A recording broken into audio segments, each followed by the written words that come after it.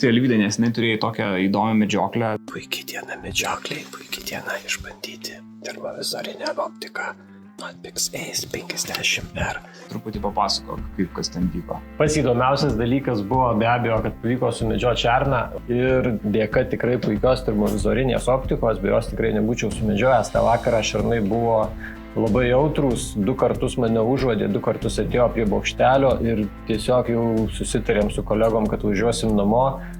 Bet pasižvalgius po mišką, po krūmynus, pamačiau, kad tie šernai tenais yra, šviesuliukai yra tarpeliuose, tarp medžių. Tada nusprendžiau dar truputį palaukti, 20-25 minutės palaukiau, tie šernai vis tik tais išėjo ir pavyko padaryti taiklų šūvį, sumedžioti laimikį. Tai tikrai vienas iš tokių atvejų, kur tikrai dėka tobulos technikos pavyko sumedžioti laimikį. Kokias atstumas ten buvo nuo bokštelio iki šėryklos? Atstumas apie 80-90 metrų. Atstumas nėra didelis, bet tie šernai buvo miške apie 150 metrų nuo bokštelio tokiu atstumu.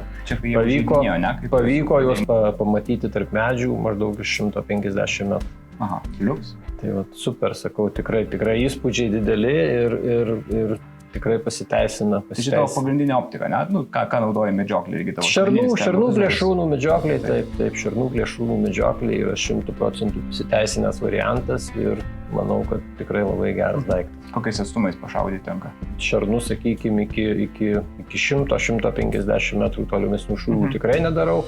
Plėšrūnus, lapes, mangutus tekę ten apie 200 metrų, 220 metrų, bet maksimum. Tiesiog ne dėl to, kad techninės galimybės neleidžia, bet mano įsitikinimai tokie yra, kad aš tiesiog man yra įdomiau pergudrauti labiau tą žvėrį, negu šaudyti iš didelių atstumų. Būtent šito atveju tai tikrai jinai padėjo sumedžioti, be jos nebūčiau sumedžiojęs.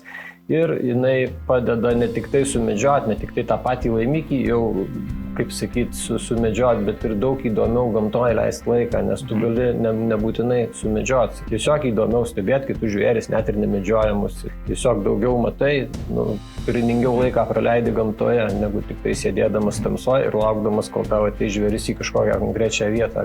Gali plačiau apsidairyti, matyti perėjimus tų žvėrių, net ir nemedžiojamų žvėrių. Tai daug įdomiau, daug turiningiau tiesiog leidi laiką gamtoje, medžioklėje. Visiems, kam įdomu, Alytaus ginklai, užsukit, pasižiūrėsit, pasibandysit ir manau, kad neliksit abejingi Notpix termovizorinėms optikoms. Visada prašom.